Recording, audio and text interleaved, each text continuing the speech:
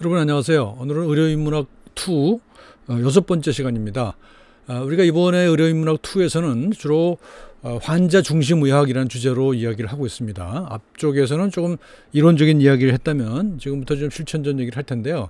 실천적 얘기를 하더라도 아마도 여러분들이 가지고 있는 기존의 상식과 좀 어긋나는 이야기들이 많이 있기 때문에 좀 받아들이기 어렵거나 또는 거부감이 드는 그런 학생들도 많이 있을 거로 생각됩니다. 더군다나 지금 지난해에 우리가 의사 파업이라고 하는 또 큰 사건을 겪었잖아요. 그리고 이 수강생 중에는 동명 파업에 참여한 학생들도 있기 때문에 그 사람들의 생각과 지금 수업의 내용이 상당히 다를 수가 있습니다. 그 점을 미리 말씀드리고 시작을 하는 것이고요. 하여간 어쨌든 간에 그래서 어떤 이견이 있을 경우에 이걸 함께 생각해보는 그런 시간을 가졌으면 좋겠습니다. 그렇지만 저는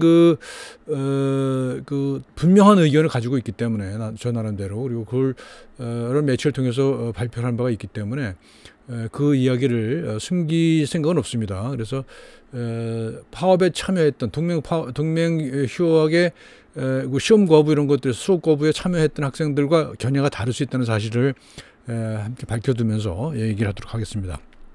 그리고 이 책의 지금 오늘 내용은 주로 우리 교재의 내용을 대체적으로 따르고 있습니다. 거의 대부분 따르고 있고, 또 일부 추가된 부분이 있긴 합니다만 어쨌든 그런 내용들이라고 하면 되겠습니다. 주제는 의료 민주주의예요. 의료 민주주의. 민주주의라고 하는 것이 의료 내에도 절대적으로 필요하다라고 하는 것이고, 지금 여러 가지 문제가 의료 내에 있는 문제들의 해결책도 역시 민주주의다. 민주주의를 구현하는 것이다. 의료 내에 민주주의를 구현하는 것이다라고 하는 얘기입니다. 근데 그 민주주의라는 개념이 사람마다 다를 수가 있죠. 그래서 그 민주주의라는 이야기를 주로 하게 될 겁니다. 차례는 이렇게 쭉 봤는데요. 이렇게 의료는 정치다라고 하는 얘기 있어요. 우리 옛날에 의료문화 의사 역사할 때 비르효라고 하는 세포병리학자, 사회의학자의 이야기를 했죠. 의료는 정치다. 정치도 의학이다. 이런 얘기 했다고 그랬잖아요. 근데 그 얘기를 이제 풀어서 나가는 겁니다. 그리고 이건 19세기의 이야기지만 20세기 오면은 푸코라고 하는 철학자, 유명한 철학자죠. 푸코라는 철학자가 이제 미시 권력을 얘기를 합니다. 비르쇼가 이런 정치다 했을 때 이것은 미시 권력이라기보다는 거시 권력이죠. 큰 힘의 관계를 얘기했는데, 푸코라고 하는 사람은 미시 권력을 얘기해요. 그러니까 사람의 강제를 하는 것이 아니라 사람의 말하자면 모세혈관처럼 우리 우석에 스며들어 있는 권력이 있다는 거죠. 그래서 우리가 그렇게 행위하지 않으면 안 되는, 그런 나도 모르는 의식에서 감지되지 않는 그런 권력들이 작동한다는 거예요. 이제 그런 대표적인 사례로 왼쪽 그림 이런 걸 얘기하거든요. 이걸 이제 뭐라고 그러냐, 파놉티콘이라고 그래요. 이거 감옥이에요, 감옥. 당시에 밀이라고 하는 학자가 고안한 감옥 그림이거든요. 이건 뭐냐면 동그랗게 돼 있어요. 동그랗게 돼 있고 각 방 안에 조수들이 들어가 있고, 이 가운데 이제 간수가 있죠. 그리고 이게 여기 유리창이 있어갖고 여기서는 안에서는 밖에 안 보이고 밖에서는 안이 들여다 보이는 그런 형태로 되어 있단 말이에요. 그러니까 이거는 아주 감시라고 하는 것에 최적화되어 있는 그런 공간 구조죠. 근데 이것이 이제 미시 권력의 대표적인 사례라고 이제 푸코는 얘기를 합니다. 그래서 근대 국가라고 하는 것이 민주주의라는 것이 발전을 했잖아요. 그래서 과거 왕정이나 전제군주 시대처럼 강제력을 동원하는 것이 아니라 우리 의식을 지배하는 그런 권력이 미시 권력이다, 이런 얘기를 합니다. 그리고 이 사람이 얘기의 많은 부분들은 뭐냐 하면 우리가 의학이라고 하는 것이 그런 미시 권력이다라는 거예요. 그러니까 의료기관이 그런 미시 권력을 발휘하는 아주 첨단에 있다는 겁니다. 여러 가지 얘기를 합니다만 이제 감옥, 학교, 병원, 주로 이렇게 세 가지를 얘기합니다. 감옥, 학교, 병원이 그런 미시 권력이 작동하는 공간이다라는 얘기를 하거든요. 근데 이 이야기를 우리가 긍정을 하든 그렇지 않든 이 이야기를 한번 살펴볼 필요는 있다는 겁니다. 우리가 민주주의를 얘기하려면은 푸코의 이야기를 빼놓고 갈 수는 없습니다. 그래서 사실은 의료 인문학 내에서도 한동안 이제 푸코에 관련된 논쟁이 많이 진행됐습니다. 지금은 이제 어느 정도 정리가 된 상태라고 봅니다만, 그래서 그것을 뭐 적극적으로 아주 강하게 주장하는 사람은 별로 없는 걸로 알고 있습니다만, 그래도 어쨌든 간에 이야기를, 그 주장을 상당 부분 받아들이지 않다 하더라도 알고 있을 필요는 있다는 얘기입니다. 그래서 이제 이 정치, 거시 정치, 미시 정치 얘기했고요. 그 다음에 우리가 임상 활동이라고 하는 것은 우리가 사회의학의 활동도 그렇고요. 또는 개인의학의 상태도 그렇습니다. 특히 사회의학은 당연히 그런 거고요. 사회적인 활동이니까 어떤 민주주의가 당연히 요구되는 거죠. 그렇지만 이 임상의학의 활동도 과거와 달리 뛰어난 의사 한두 사람이 하는 모든 것을 책임지는 그런 이제 시대는 지났잖아요. 그래서 모든 팀이, 진료팀이, 임상팀이 같이 움직이게 된단 말입니다. 대부분의 경우에 있어서. 물론 뭐 개인 의사가 치료하는 것도 아직도 많이 있어요. 남아있지만 대체적으로는 어떤 임상 활동이 팀 단위로 이루어지고 있다는 것이죠. 그랬을 경우에 특히 이제 우리 병원 같은 경우에 집단적 역량이 요구된다는 거예요. 집단의 역량, 집단적 역량. 집단적 역량이 필요해요. 그러니까 어떤 뛰어난 한 사람의 의사 또는 학자가 아니라 그 도와주는 사람 또는 그 환자도 마찬가지고요. 행정 조직 이런 것들이 집단적으로는 집단적인 역량을 발휘해야 된다는 겁니다. 그래서 그 모든 팀들이 협동적 지향을 가지고 있다는 거예요. 함께 어느 쪽으로 가고자 하는 그런 지향점을 가지고 있는 거잖아요. 그래서 그렇기 때문에 이건 이제 민주적인 그 팀 운용이 절대적으로 필요하다라는 것이죠. 그리고 이거는 이제 공공 자산의 운용이라는 거죠. 병원의 자산도 있는 것이고 국가의 자산도 있어요. 그래서 우리가 이제 예컨대 지금 이제 코로나 같은 경우에 있어서는 국가가 그 자산을 운용을 하잖아요. 그래서 예를 들면 보조금을, 생활비를 지급한다든지 영어를 못한 것에 대한 보상을 지급한다든지 하는 그런 것도 있단 말이죠. 그래서 이것이 이제 공공 자산의 운용이다라고 하는 얘기를 할 거고요. 그 다음에 의료민주주의 조건을 이제 여기서는 6가지로 얘기를 하고 있는데 6가지 의료민주주의 조건에 대해서도 얘기를 해보겠습니다. 그리고 이제 여기서 이 책에서 강조하고 있는 것은 의학 교육이거든요. 이 교육이라고 하는, 교육 환경이라고 하는 것이 사회를 그대로 반영해야 된다는 겁니다. 뒤에 나옵니다만 존 듀이라고 하는 20세기 초에 미국의 실용주의 철학자가 있거든요. 그분은 그런 얘기를 한다.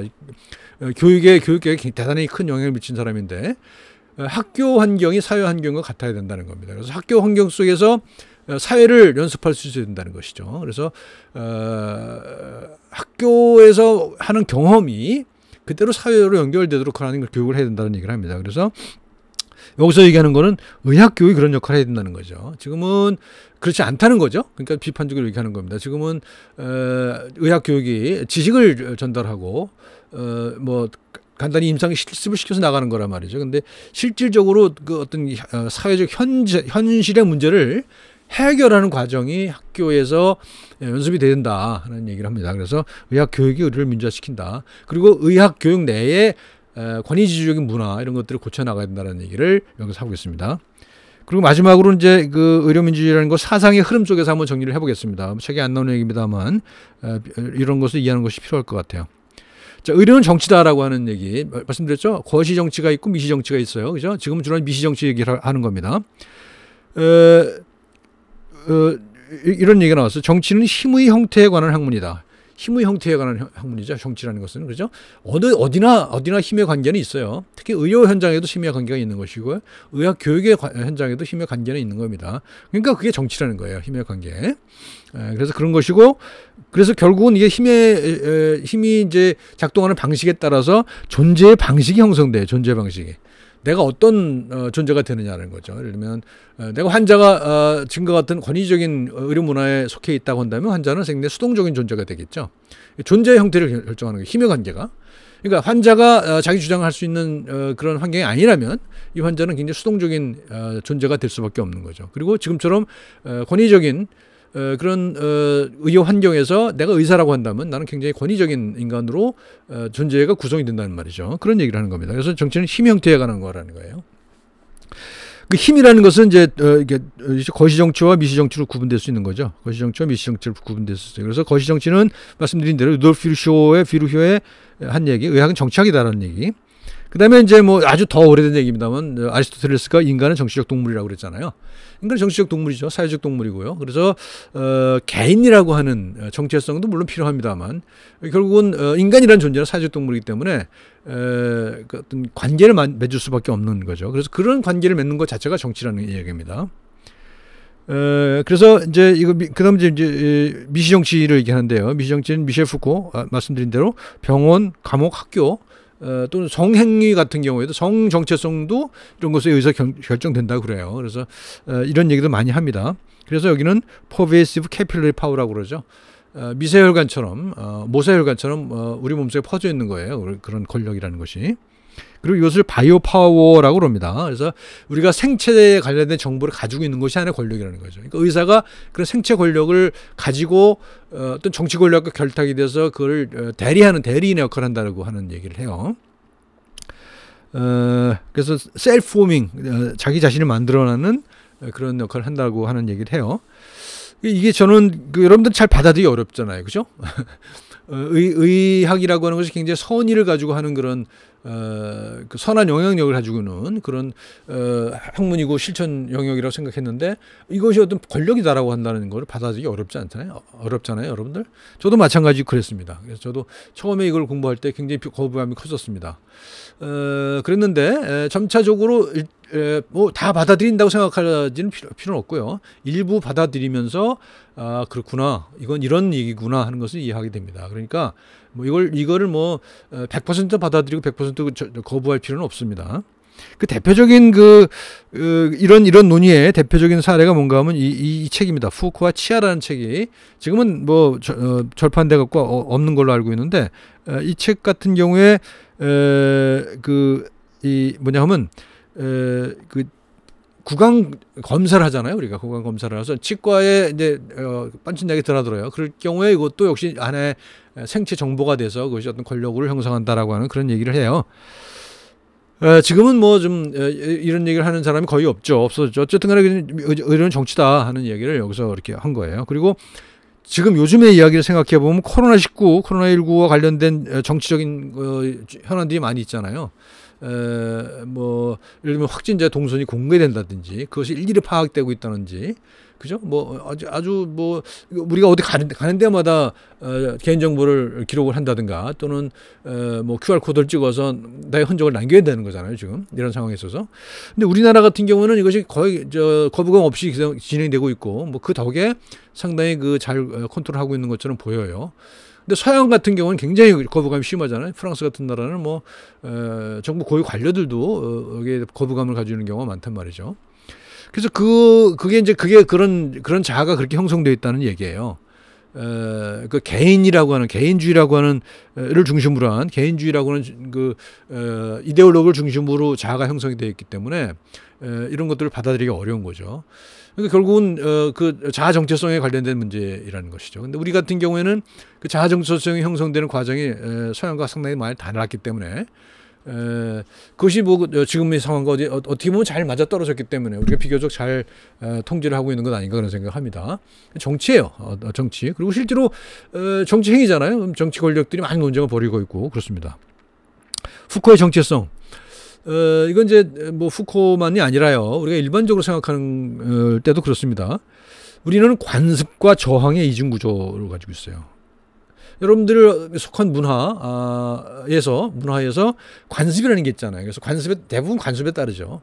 학교라고 하는 것도 마찬가지입니다. 학교 관습에 따르면 수업 출석을 해야 되고 시험을 쳐야 되고 무슨 뭐 이런 게 있잖아요. 그런데 거기에 이제 내가 맞지 않을 경우에 저항을 하기도 하죠. 그렇죠? 여러분들 뭐 학기 말에 뭐 성적 관련된 이의제기 많이 하잖아요. 일종의 저항이죠. 그건 너무 적은 거이긴 합니다만 어쨌든 그렇습니다. 그리고 내가 속한 그 조직 사회에서 관습을 따르되 대부분 관습을 따르되 거기서 마음에 들지 않는 것에 대해서는 저항을 할 수도 있는 거죠. 그게 자기의 정체성을 맺는다는 거예요. 그러니까 그 관습을 따르기만 하는 것도 아니고요. 저항만 하는 것도 아니고요. 관습을 따르면서 저항하는 이중적인 구조, 이것이 정체성을 만들어낸다는 거죠. 나라고 하는 존재는 그런 과정 속에서 만들어진다는 겁니다. 무조건 순응하는 존재만이 나의 정체성을 만들지 않아요. 이건 나의 정체성이라고 할 수가 없죠. 남의 정체성인 것이죠. 남의 삶을 사는 거잖아요. 그리고 이제 관습에 따라 사회가 되죠. 여러분들 이제 지금 수강생 중에 의과, 한의과, 치과가 있는데요. 좀 이런저런 조사를 해보면 다 달라요, 생각들이. 1학년들도 달라요. 근데 그 다른 이유가 뭐냐면 그 짧은 기간 동안에 사회화가 된 거예요, 이미. 나는 의사가 될 거고, 한의사가 될 거고, 치과 의사가 될 거라고 하는 것 때문에 가지게 되는 정체성의 차이가 있습니다. 그래서 이런 것들이 이미 이 관습을 누가 말하지 않았지만 이미 내 몸속에 가지고 있는 그런 것들이라고 볼 수가 있습니다. 그리고 뭐 말씀드린 내 저항이라고 하는 것이 중요한 거라고 볼 수가 있어요. 이렇다고 해서 여러분들을 뭐 제가 선동한다고 생각하지 마세요. 저항이라는 것은 어떤 문화가 됐든 간에 그 문화에 주류 문화가 있고 거기에 대한 대안 문화가 있잖아요. 예를 들면 이제 음악에서 힙합 같은 게 저항 문화를 상징하는 거 아닙니까? 그리고 보시면 재밌죠. 이걸 BTS 설명하면 될 것 같아요. 관습과 저항의 이중구조라고 했잖아요. 이제 BTS라는 게 뭡니까?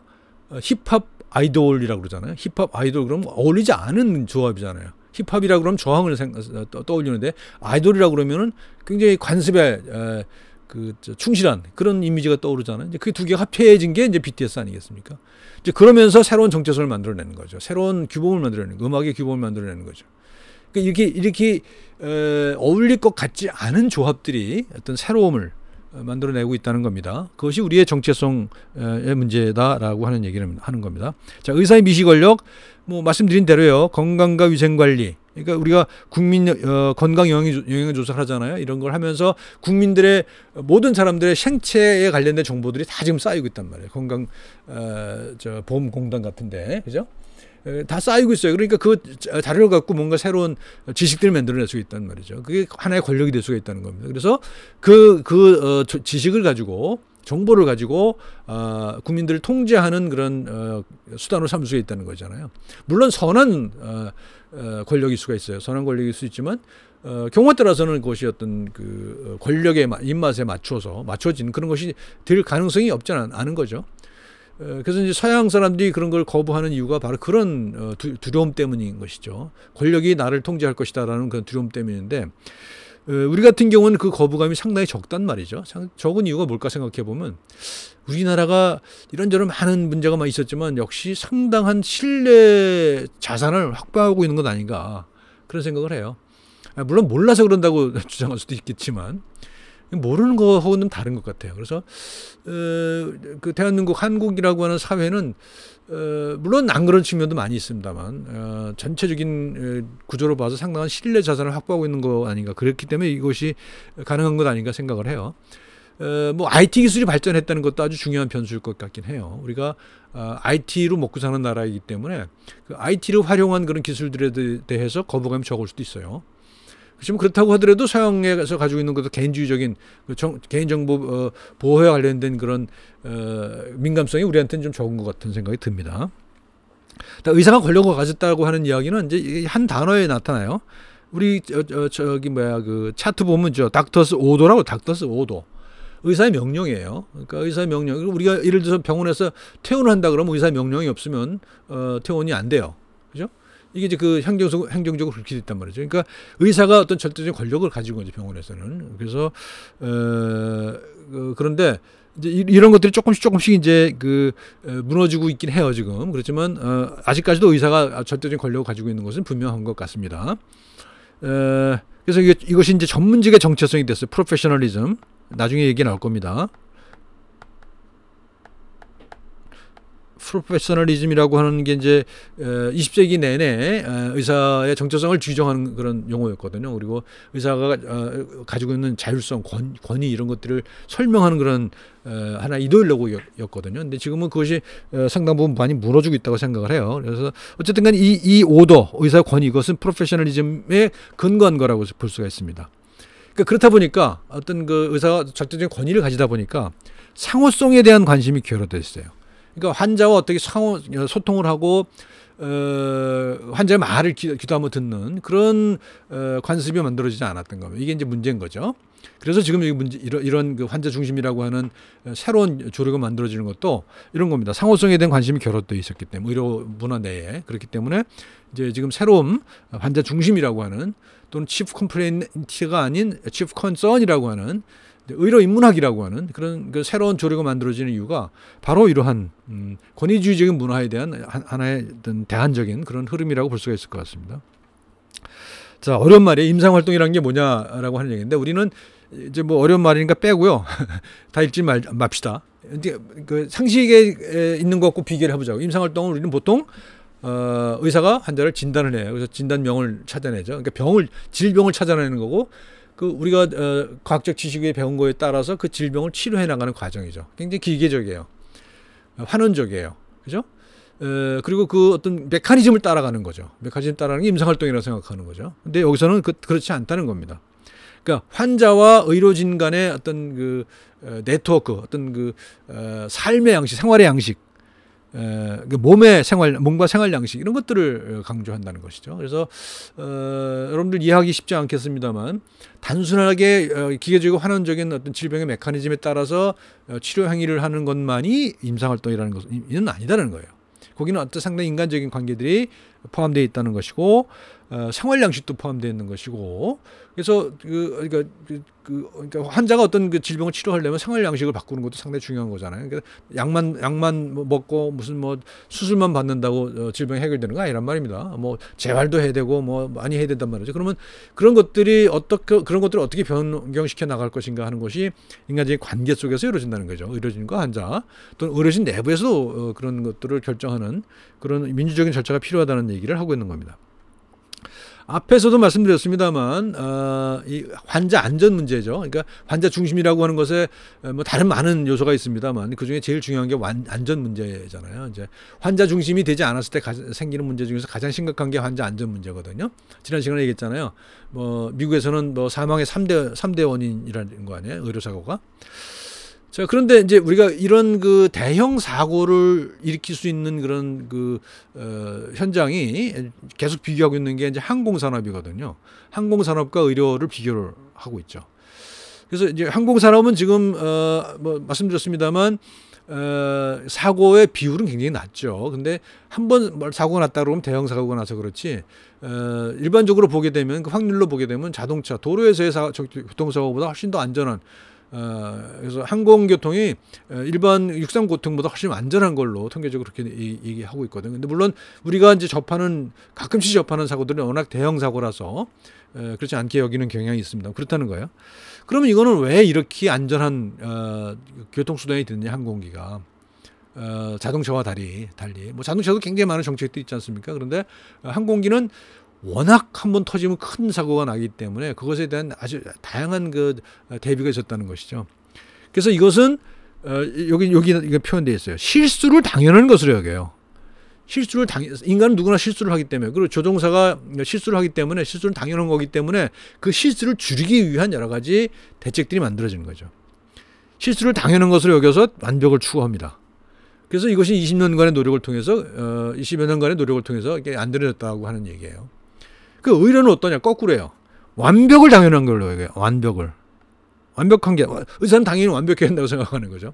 근데 완벽한 인간이 없잖아요. 의사라고 해서 예외가 있을 수는 없는 거죠. 그래서 실수를 단죄했어요. 그래서 의료 사고에 관련된 재판이라든가 이런 것들이 많잖아요. 그러니까 잘못하면 그건 단죄를 해야 되는 거라고 얘기했단 말이에요. 그렇기 때문에 이게 개선이 어렵다는 얘기예요. 그러니까 누구나 영웅이 될 수는 없잖아요.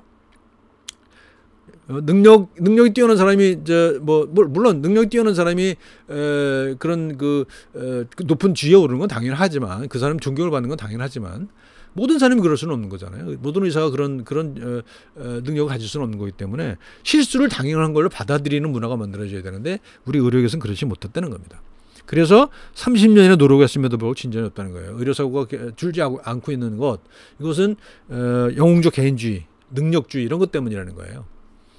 뭐 지난 시간에 얘기했죠. 닥터 하우스 같은 그런 영웅적인 인간만을 자꾸 띄워준단 말이죠. 그러니까 우리는 현실 속에서 일상을 살아가는 그런 의사들의 모습이 우리는 더 중요하다고 얘기하는 거죠. 그래서 실수하는 의사, 그래서 저는 이제 강조하는 거예요. 실수하는 의사를 강조해야 된다. 우리는 누구나 실수한다.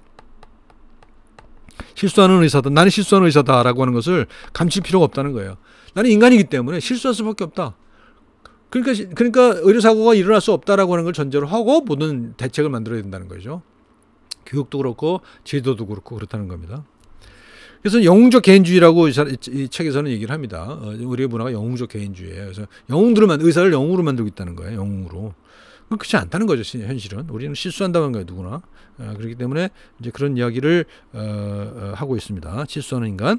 근데 이거는 이제 역사적으로 보면 이제 프로테스탄트 이게 막스 웨버라는 사람이 그런 얘기하잖아요. 프로테스탄트의 윤리와 자본주의 얘기를 하잖아요.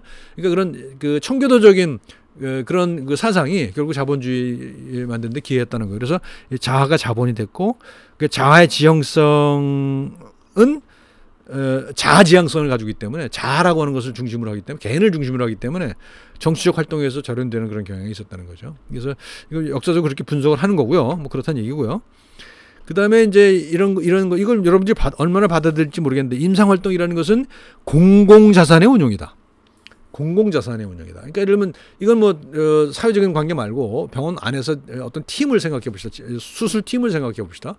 수술팀이 이제 있잖아요. 의사 집도의가 있고 그다음에 어시스턴트가 있고 뭐 서큘레이팅 너스가 있고 뭐 스크럼 너스가 있고 다 있잖아요. 그다음에 이제 공급하는 그런 부서가 있고 뭐 원무가 있고 병동이 있고 다 있잖아요. 이거 다 하나의 팀으로 움직여야만 제대로 수술을 할 수 있는 거잖아요. 그러니까 공공자산의 운영이에요. 병원이라고 하는 공공자산을 운영해서 특히 어떤 수술한다고 할 때 그 어떤 한 환자를 위해서 그것이 집중하는 거죠.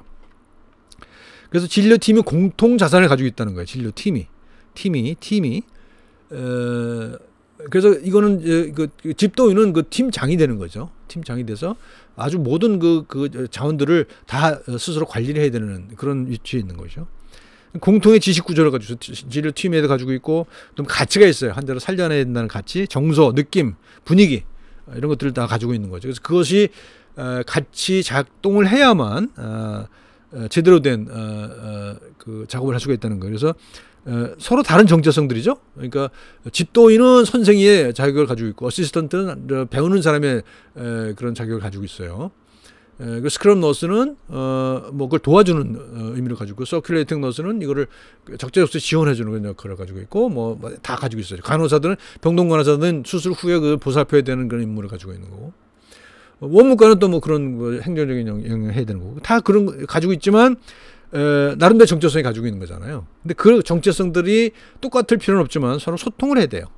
연대를 해야 돼요. 그리고 서로 도와줘야 돼요. 서로 싸우지 말고 서로 상대방의 역할을 인정하고 존중해줘야 되는 것이죠. 그래서 그 직업적인 관계를 유지해 나가는 것이 대단히 필요하다. 그래서 이거를 우리가 뭐라고 리더십이라고 그래요. 최근 들어서는 의료 내에서 리더십 얘기를 많이 하거든요. 지금은 개인의 역량을 중심으로 했다면 앞으로는 이 임상팀의 리더십이라고 하는 요소가 대단히 중요한 것이 된다. 그러니까 리더십이라는 것은 주로 사람 간의 관계에 관련된 거잖아요. 그래서 중요하다는 거고요. 그래서 집단의 역량이 필요한 거죠. 집단의 역량이 어떤 한 개인의 능력이 아니라 집단의 역량이에요. 집단의 역량. 수술팀의 역량. 예를 들면 아니면 신장 투석실에 팀의 역량. 뭐 이런 것도 있을 수가 있는 거죠. 그리고 협동적 지향을 가져야 돼요. 다 역할이 조금씩 다르고 능력이 조금씩 다르지만 환자의 치유라고 하는 공통의 지향을 가지고 있는 거잖아요.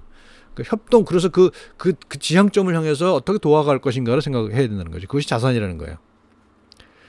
근데 그런 그 팀을 만들려면은 그런 협동적 지향을 가지는 그런 팀을 만들려면은 민주주의라는 것이 적극적으로 필요하다는 거죠. 민주주의가 절대적으로 필요하다는 거예요. 공공자산의 실현에서 최적이라는 거예요. 여태까지 우리가 인류가 가져왔던 제도 중에서 가장 그런 것이 필요하다는 거죠. 그래서 개인의 능력이 위주였다고 한다면 지금은 연결된 팀 역량이 중요하다라고 하는 겁니다. 이 그림을 보시면 그렇게 상징이 드러나고 있잖아요. 지금까지 이런 구조였다는 거예요. 이런 구조. 그래서 남을 밟고 올라가서 내 역량을 극대화하는 것이었다고 한다면 그런 경쟁과 배제의 역량이 있다면 이제부터는 이런 식으로 내가 가진 역량과 남이 가진 역량이 어떤 결합을 시켜서 그것도 새로운 역량을 만들어내는 창의적인 그런 관계를 만들어 나가야 된다는 겁니다. 이건 의료팀 내에서도 마찬가지라는 겁니다. 개인의 역량 가지고 되는 문제가 아닙니다. 그리고 여기에는 진료팀의 다른 뭐 보조 인력이라든가 무슨 뭐 행정 인력 그런 사람도 필요한 것이 아니라 그런 사람뿐만 아니라 환자 자신의 참여도 필요하다는 거죠. 환자가 참여해서 환자가 아주 중요한 일원으로서 구성원으로서 이 팀에 임상팀에 참여할 수 있는 발언을 할 수 있는 그런 게 되어야 된다는 겁니다. 자, 의료민주주의 조건입니다. 6개를 얘기를 했거든요. 자발적 동기부여와 참여입니다. 이건 이제 이런 거를 한번 사례를 예를 들어볼게요. 지금 이제 우리나라의 의과대학 중에 2개의 의과대학이 상대평가제를 폐지했거든요. 절대평가를 합니다. 그래서 매 학년마다 사정을 해서 이 사람을 진급시킬 것인가 말 것인가를 결정합니다. 그리고 A, B, C, D 이런 거 없어요. 그냥 패스페이드예요. 그리고 뭐 짧은 기간 동안에 임시 학점을 줄 수는 있어요. 이 사람을 올릴 것인가 말 것인가를 결정할 때까지, 결정이 날 때까지 기간을 줍니다. 그 기간 동안에 이 사람의 능력을 다시 검증을 해요. 그래서 공부를 더 하고 시험을 더 치고 해서 이 사람이 올라갈 수 있을 때 다시 올려주고 그렇지 않을 경우는 낙제를 시키는 겁니다. 그러니까 이거는 이렇게 하다 보니까 과거에는 학생들이 어떤 거냐면 상대평가를 할 때는 내가 동료를 이겨야만 돼요. 동료가 경쟁 상대가 돼요. 그래서 동료랑 예를 들면 그런 학생도 많았거든요. 제가 학교 다닐 때도 뭐 안 가르쳐줘요. 학생들한테 다른 친구들한테 가르쳐주면 내가 손해라고 생각해요. 왜냐하면 경쟁 상대이기 때문에. 근데 지금 이렇게 되니까 어떻게 된 어떤 변화가 생기냐면 같이 가르쳐주면서 같이 공부를 하게 됩니다. 그러니까 우리가 전에도 한번 얘기했죠. 내가 아는 거를 가장 더 오래 기억할 수 있는 것은 남한테 가르쳐 준 거거든요. 그러니까 남에 가르쳐 주면서 그 상대방의 역량도 올려주고 나도 올라가는 거죠. 그러니까 시너지가 일어나는 겁니다. 이게 이제 이렇게 자발적으로 동기를 자발적으로 참여할 수 있는 동기가 부여돼야 된다는 거예요. 제도적으로. 이게 저는 절대평가제가 그런 거라고 생각하거든요. 그러니까 우리 임상 현장에서 평가도 그랬으면 좋겠습니다. 그래서 지금 그렇게 가고 있어요, 지금. 그래서 퇴원 환자를 대상으로 한 만족도 조사를 하잖아요. 그래서 환자 경험이라고 하는 환자가 어떤 경험을 했는가도 굉장히 중요한 요소를 파악을 하고 있습니다. 그래서 그것이 이제 그 병원 평가에 반영이 되기 때문에 병원들도 이제 관심을 가지기 시작했습니다. 그래서 그 환자 경험이라고 하는 그 프로덕트가 대단히 중요한 질병의 치료라고 하는 것도 중요하지만 환자의 경험이라는 것이 점점 더 중요해지고 있다는 겁니다. 그래서 그런 동기부여를 해줄 수 있는 그런 것이 이제 민주적인 요소가 된다는 겁니다. 그 다음에 독백에서 대화로. 주로 이제 환자하고 의사하고의 대화 중에서 그렇잖아요. 되게 독백인 경우가 많죠. 그래서 환자에서 일정 정도 정보를 가지고 나서는 그다음부터는 의사가 일방적으로 얘기하는 경향이 있어요. 그리고 우리 교육에서도 마찬가지죠. 강의 위주로 이제 했단 말이에요. 여태까지 무조건. 교수가 혼자 떠들고 학생들은 받아 적고 나중에 시험을 치고 뭘 질문을 하지만 뭐 그런 형식이었단 말이에요. 지금은 또 바뀌었죠. 더군다나 이제 코로나 이후로 비대면 수업이 많아지면서 많이 달라졌단 말이죠. 이건 당연히 그렇게 갈 수밖에 없을 것 같습니다. 대화로. 오히려 온라인 상에서 대화가 더 잘 되는 걸 저는 느껴요. 그래서 동영상을 올려놓은 학생들이 몇 번 반복해서 볼 수 있고 거의 질문을 올리면 오랜 시간 동안 강의 시간이란 짧은 시간에 한기를 받는 것이 아니라 계속적으로 피드백을 줄 수가 있어서 훨씬 더 좋아지고 있다. 이건 그렇게 갈 거다라는 겁니다. 그다음에 여태까지는 이제 개인주의였잖아요. 이제 개인주의에서 중심인 것은 자율성이에요. 자율성이에요. 그리고 이 자율성이기 때문에 내가 잘못한 것에 대해서 내가 책임을 지는 거였잖아요. 이런 요소가 여전히 필요하죠. 필요 없는 게 아닙니다. 그렇지만 앞으로는 이것이 점점 더 책무성으로 간다. 책무성이라는 것은 사회적 책임을 의미하는 거죠. 내가 개인의 판단에 의해서 뭐 개인에게 주는 것이 아니라 우리가 이제 같이 어떤 팀의 일원으로서 내가 가지고 있는 책무, 내가 하는 역할, 그것에 대한 의무, 또 나중에 책임까지 지는 뭐 그런 거로 나아간다는 겁니다. 그래서 이런 지금 이제 여기 책에 나오는 그런 사례가 뭐냐면 프리브리핑과 디브리핑입니다. 예컨대 어떤 수술을 한다고 칩시다. 심장 이식 수술을 한다고 쳐요. 그러면 이 팀은 사전에 프리브리핑을 해요. 그래서 이제 수술을 이제 들어가요. 그러면 뭐 시나리오를 다 짤 거 아니겠어요? 시나리오를 다 짜서 미리 한번 쭉 훑어봅니다. 그 점검을 해요. 몇 시에는 뭘 하고 뭐 신장을 떼고 그다음에 무슨 이식 거를 팀 편을 가지고 오고 뭐 어디 무슨 팀이 뭘 하고 이거를 이제 미리 쫙 한번 해보네. 그래서 그리고 그 단계별로 필요한 게 뭔지 준비가 안 된 게 있으면 그때 준비할 수 있는 거지. 그래서 프리 브리핑을 합니다. 미리 브리핑을 쭉 해서 그러니까 체크리스트를 만들어 놓고 그걸 쭉 브리핑을 하는 것이 프리 브리핑이죠. 이게 절대로 필요하죠. 수술팀에서는. 그다음에 끝나고 또 다시 디브리핑을 합니다. 우리가 이렇게 했는데 뭐 저기 문제가 있는 것도 있을 거 아니에요. 잘된 것도 있고 그렇지 않은 것도 있을 거란 말이에요. 그럼 다시 한번 쭉 브리핑해서 이건 어떤 단계에서 어떻게 했었으면 더 좋았을 거다. 그래서 이것을 이제 디브리핑을 한단 말이죠. 근데 이것은 한 사람이 팀장이 집도의 혼자 하는 게 아니죠. 팀이 다 같이 논의를 해야 된단 말입니다. 그런데 그런 과정 속에서 뭐가 이루어지냐? 대화가 이루어지는 거죠. 그래서 그 하이라키의 하위에 있는 사람조차도 얘기할 수 있는 기회가 주어진다는 거죠. 그래서 그 책무성을 담보할 수가 있다는 겁니다. 그 팀에서. 그 다음에 이제 문화적 저항을 극복해야 된다는 것 대단히 중요하죠. 지금과 같은 그 위계 문화가 일반적으로 되어 있는 의료계 내에서 이런 새로움을 도입한다는 것은 대단히 어렵습니다.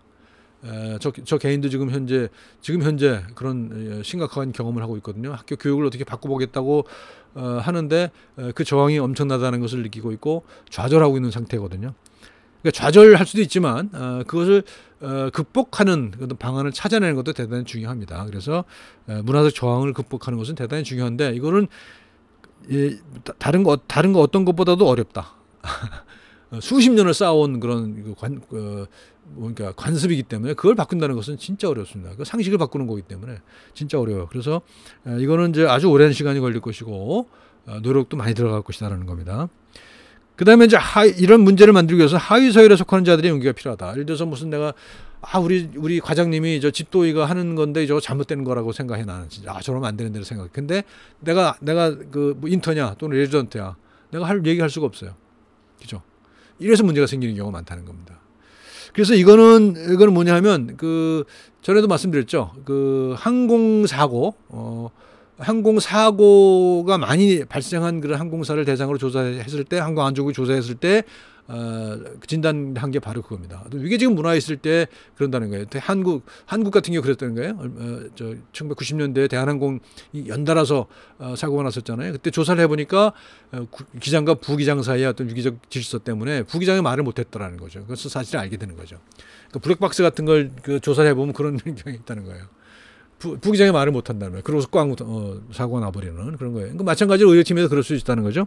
그래서 하위 서열에 속하는 자들의 용기가 필요하다. 말도 안 되는 그런 이야기를 해서는 안 되겠죠. 그러니까 이것만 강조해갖고서 무슨 난 대드는 사람이 될 거야 뭐 이렇게 이게 아니라 이것도 좀 그 테크닉이 필요합니다. 그래서 이걸 푸코란 철학자는 파레시아라고 그랬어요. 파레시아 진실 말하기. 그러니까 내가 하위 직급에 속하지만 내가 옳다고 생각한다면 그걸 주장할 수 있어야 된다는 거죠. 그리고 프리브리핑, 디브리핑을 요구하는 것도 그럴 거라는 거죠. 그래서 결국은 신뢰의 연결망을 만들어내야 된다. 신뢰의 연결망이 이제 이게 최후의 어떤 프로덕트가 될 수가 있어요. 그래서 팀 내에 신뢰의 연결망을 만들어내는 것.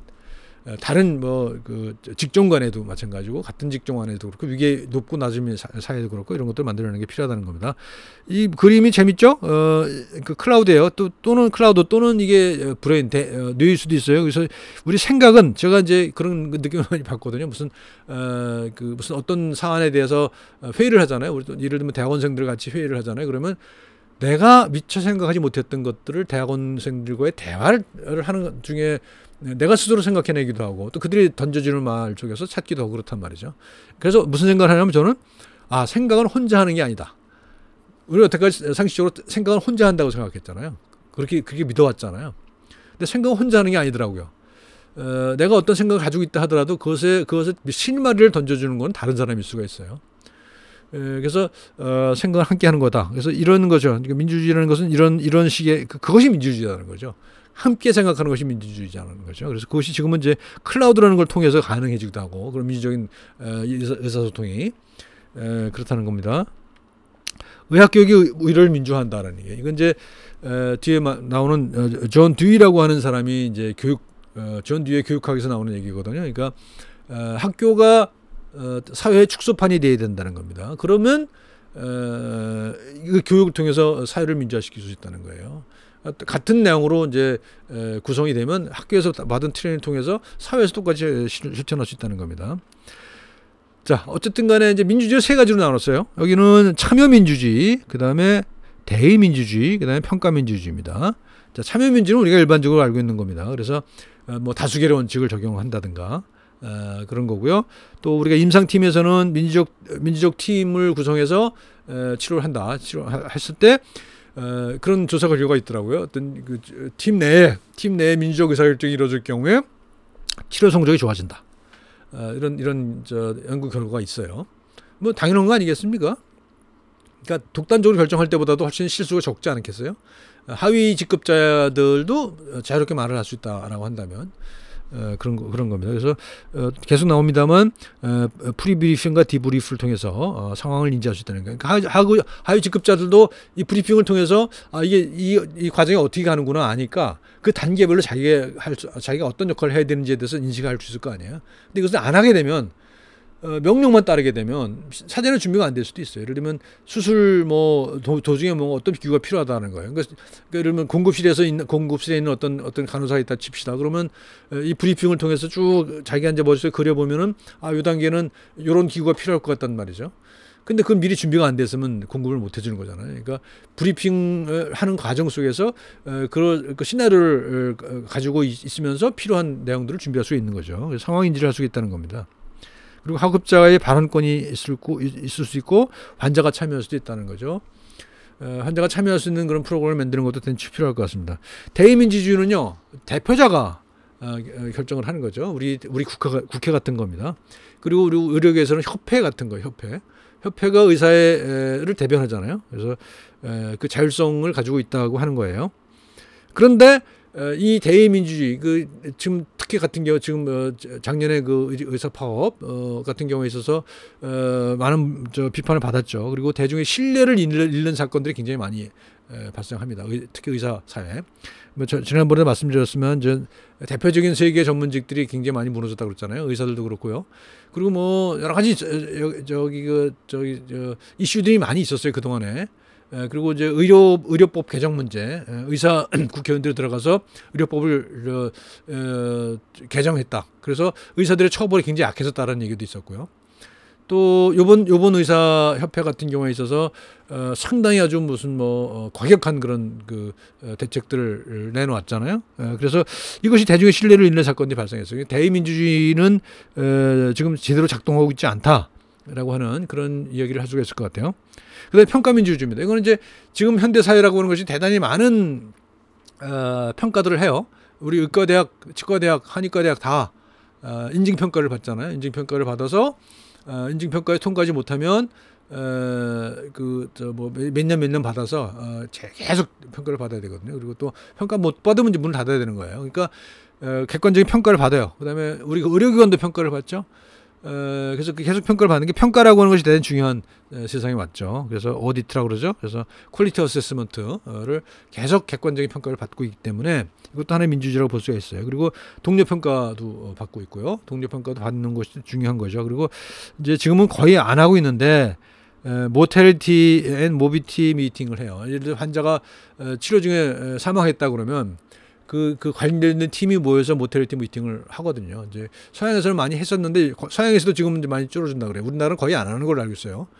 그래서 환자가 사망했을 경우에는 그 단계 한번 따져볼 필요가 있는 거거든요. 그래서 어떤 단계에서 어떤 문제가 있는지 따져봐야 되는데 우리 이제 그런 게 안 되고 있다는 거죠. 그래서 이것도 한번 우리가 고려해봐야 될 거라고 생각합니다. 그리고 동료 평가를 받고 환자의 평가를 받고 협력자들의 평가를 받는 것도 필요하다. 그래서 이건 이제 앞으로 제도적으로 고려해봐야 될 거라고 생각합니다. 자, 정리를 하면요, 사상적 흐름 속의 의료 민주주의예요. 말씀드렸다시피 20세기 근대 의료라고 하는 것은 굉장히 의사 중심의 의료 시스템이었다고 얘기를 하잖아요. 그리고 그래서 그것이 이제 21세기는 점점 환자 중심으로 가고 있다. 그리고 환자의 경험을 중시한다. 그런 얘기를 했단 말입니다. 근데 그러는 그 흐름을 이제 철학적으로 따져보면 이렇게 된다는 겁니다. 먼저 제가 생각하기에 가장 중요한 그 단추를 만드는 게 찰스 다윈인 것 같아요. 진화. 생명이라고 하는 것이 유동적인 것이다. 고정되어 있는 것이 아니다. 동물로부터 진화해온 것이 인간이다 하는 얘기를. 이게 대단히 이게 이후에 어떤 이런 그 사상들에 아주 절대적인 영향을 미친 거라고 생각을 합니다. 그래서 듀이도 마찬가지고 마찬가지. 존 듀이도 당연히 영향을 많이 받죠. 그래서 실용적 결과를 강조하죠. 그러니까 이론이 중요한 것이 아니라 실천적 결과가 중요하다라고 하는 거죠. 교육을 강조해서 엄청나게. 그다음에 경험을 강조했던 게 이제 듀입니다. 존 듀, 이 사람이 존 듀이죠. 그리고 우리가 이제 선입견을 가지고 사실과 가치는 다른 영역이다. 그래서 사실의 영역에 있는 걸 가치로 번역하지 말아라. 이걸 뭐 자연주의에 오르다 뭐 이런 얘기를 했단 말이죠. 근데 존 듀이는 사실과 가치가 관련이 있다고 하는 주장을 합니다. 철학적으로 대단히 중요한 주장인 것이죠. 그리고 말씀드렸대로 루돌프 뷰리쇼가 이제 의학은 정치학이다라는 얘기를 하죠. 그다음에 우리가 얘기한 푸코 얘기했죠. 거시권력과 미시권력 얘기했죠. 그리고 자기 배로 진실 말하기, 파레자 뭐 이런 얘기했잖아요. 그 진실을 말하는 것, 미시권력 얘기도 했지만 진실을 말하는 것을 얘기도 했습니다. 그래서 이런 우리가 한 얘기들을 포함되어 있고, 지금 우리가 한 얘기에 포함되어 있지 않는 인물 중에 들레주라는 분이 있습니다. 들레주라는 분이 있습니다. 이건 우리가 세상을 살아가는 방식, 세상을 구조하는 방식이 나무 방식과 리좀 방식이 있다는 거예요. 뒤에 그림에서 설명드릴게요. 미리 설명드릴게요. 이런 겁니다. 우리 여태까지 이런 식으로 나무 형식으로 세상을 바라봤어요. 뿌리가 있고, 이게 이제 형이상학이죠. 세상이 이렇게 돼 있어. 신이 계시고, 뭐 그다음에 또는 이론이 있고, 추상적인 개념이 있고, 이데아가 있고, 그것으로부터 현실을 나가는 거야. 그래서 뭐 줄기가 생기고, 가지가 생기고, 이파리가 생기고. 그래서 이렇게 위계적인 구조로 지식을, 세상을 바라봤다는 것이죠. 근데 이제 들레지가 주장하는 것은 세상은 그렇게 일목요연하게 정리가 되지 않는다는 겁니다. 그래서 말한 게 이제 리점이라는 거거든요. 리점은 이런 형식이에요. 이런 형식. 뿌리주기 형식이죠. 위계적이지 않아요. 그리고 수평적인 구조로 되어 있어요. 그러니까 나무는 수직적인 구조잖아요. 위계적이잖아요. 근데 우리가 이제 세상은 이렇게 되어 있지 않다는 거고, 이렇게 되어 있다는 겁니다. 그래서 이거를 이제 뭐 다른 말로 인탱글먼트라고 그래요. 인탱글먼트. 그러니까 우리말로 하면 얽히고 설켜 있는 거죠. 이 세상은 얽히고 설키고 있는 거라는 거예요. 이렇게 질서 정연하게 만들어져 있지 않다는 거, 얽히고 설켜 있다는 거죠. 우리 임상 상황도 그렇죠. 물론 이런 경우에 따라서는 이런 질서를 찾아내야 되는 경우가 있어요. 그런 경우 절대적으로 필요한 거죠. 하지만 대부분의 경우 임상 상황이라는 것은 이렇게 리점처럼 얽히고 설켜 있다라고 하는 얘기를 하는 거죠. 그래서 들레주 얘기고요. 그다음에 정착과 유목 얘기를 하잖아요. 그래서 지금까지 그 20세기 사유 양식에서는 정착을 주로 했어요. 그래서 이제 한 군데에서 한 우물을 팠죠. 그래서 뭐 내 전공이 있고 그 중에서도 뭐 세부 전공이 있고 그래서 그것만 알아야 되게. 근데 이제는 그래서는 안 된다는 거죠. 그래서 어떤 환자를 치료할 때에 있어서도 다방면에 걸친 그런 경험이 있어야 된다는 얘기를 하는 겁니다. 그리고 차이와 반복이라는 얘기도 했는데 이야기는 그냥 넘어가도록 하겠습니다. 자, 이렇게 오늘 대충 이야기를 정리를 해봤습니다. 그래서 다시 한번 정리를 하자면 의료 민주주의라는 주제로 얘기를 했는데요. 민주주의라는 것은 어떤 사전에 결정되어 있는 그런 질서를 쫓아가는 것이 아니라, 그런 관습을 쫓아가는 것이 아니라, 그 관습이 있는 상태 속에서 거기에 저항하는 것, 거기서부터 새로운 질서를 만들어 나가는 것, 새로운 정체성을 만들어 나가는 것이라는 거죠. 그래서 상당 정도 긴장이 있을 수밖에 없는 게 민주주의라는 겁니다. 그래서 아주 편안한 상태로만 유지하는 것은 불가능하다는 거예요. 그거는 전체주의면 그냥 편안해요. 그냥 다 포기하고 살면 되니까. 그렇지만 민주주의라는 것은 개인의 창의성이 중요한 것이고, 어떤 결단이라는 것도 중요한 것이고, 저항도 필요한 것이라는 거예요. 그래서 그 속에서 새로운 질서를 만들어 나가는 거, 이거 민주주의라는 것이고, 그런 것들이 이제 우리 교육 안에서도 실현이 돼야 된다. 그리고 그래야 이제 우리가 임상 현장에서도 그런 민주주의가 실현될 수 있다라고 하는 얘기를 했습니다. 오늘 여기까지 하겠습니다. 고맙습니다.